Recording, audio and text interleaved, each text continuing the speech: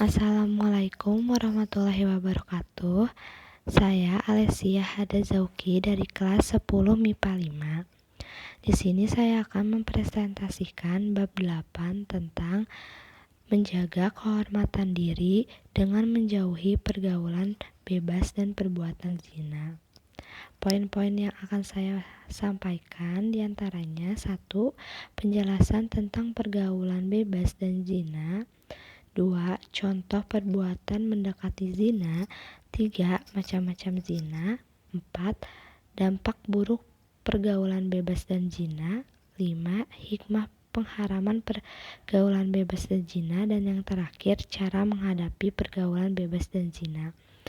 Oke, langsung aja. Yang pertama yaitu penjelasan tentang pergaulan bebas dan zina. Pergaulan bebas dan semua perbuatan yang dapat mengarah ke perzinaan dilarang oleh Islam.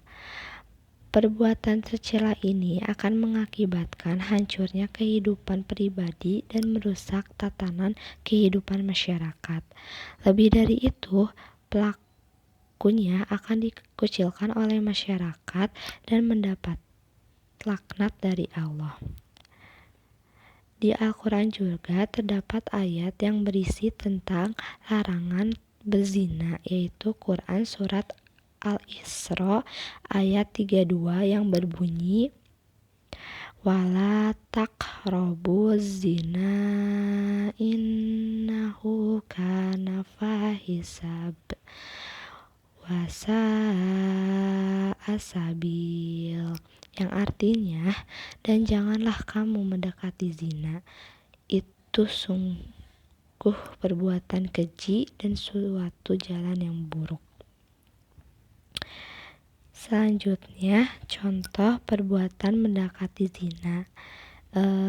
Diantaranya yaitu 1. Mendekati tempat yang dapat merangsak nafsu syahwat. Yang kedua, melihat aurat dan menghayalkannya. Yang ketiga, melihat film atau tayangan media yang mengandung syahwat. Yang keempat, membaca bacaan yang mengandung unsur-unsur yang dapat menimbulkan nafsu birohi. Nah, perbuatan-perbuatan itulah yang bisa menjerumuskan kita ke dalam perbuatan zina. Selanjutnya, macam-macam zina. Zina dibagi menjadi 2, yaitu zina muhson dan zina ghairu muhson. Zina muhson yaitu zina yang dilakukan oleh seorang laki-laki atau perempuan yang sudah menikah.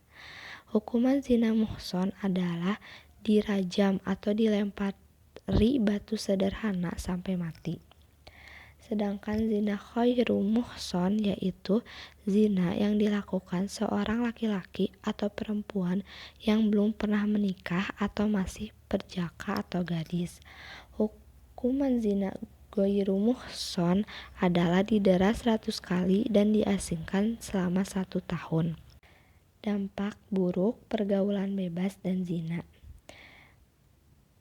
Menimbulkan berbagai jenis penyakit kelamin seperti AIDS, merusak dan mengaburkan hubungan nasab. Maksudnya, keturunan yang sah menurut Islam adalah anak yang dilahirkan dari pernikahan yang sah. Sedangkan anak hasil perzinahan akan memiliki nasab yang tidak jelas dan menghancurkan masa depan anak. Anak yang lahir dari perbuatan zina akan mengalami tekanan psikologi dan menghadapi kehidupan yang sulit karena tidak memiliki identitas ayah yang jelas. Selanjutnya, hikmah pengharaman pergaulan bebas dan zina adalah menjaga harga diri, kehormatan, dan martabat kemanusiaan, menjaga keturunan agar terhindar dari ketidakjelasan nasab, menjaga diri dari penyakit yang ditimbulkan dari perzinaan, dan menghindari dosa-dosa lain yang diakibatkan setelah melakukan zina, seperti pengguguran kandungan atau bunuh diri karena malu telah berzina. Yang terakhir, cara menghindari pergaulan bebas dan zina, yaitu berpakaian menutup aurat rapih dan sopan, memilih teman bergaul, menghindari tempat maksiat, hindari perilaku yang menjerumus kepada perbuatan zina seperti berpacaran, berduaan di tempat sepi, berciuman, berpelukan dengan lawan jenis, menonton tayangan media yang mengandung pornografi, dan semacamnya. Dan mengisi waktu dengan berbagai kegiatan positif seperti membaca buku, menghadiri majelis taklim, dan aktif dalam berorganisasi. Dan yang terakhir, memperbanyak mengingat Allah Subhanahu wa Ta'ala dengan berzikir, membaca Al-Quran, serta mohon perlindungan. Oleh karena itu, janganlah kita sesekali melakukan perbuatan zina dan pergaulan bebas, karena selain kita mendapat dosa yang besar, kita dapat dijauhi teman-teman kita, masyarakat.